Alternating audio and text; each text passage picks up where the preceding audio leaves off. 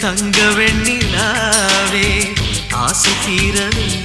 பேசலாம் முதல் நாளிரவு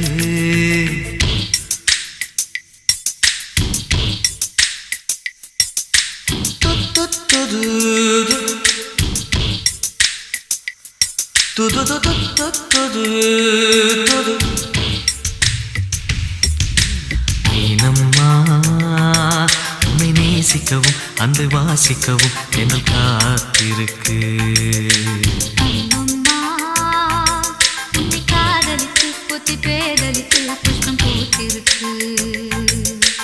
உன்னை தொட்ட தென்றல் வந்து என்னை தொட்டு என்னென்னவோ சங்கதிகள் சொல்லிவிட்டு போக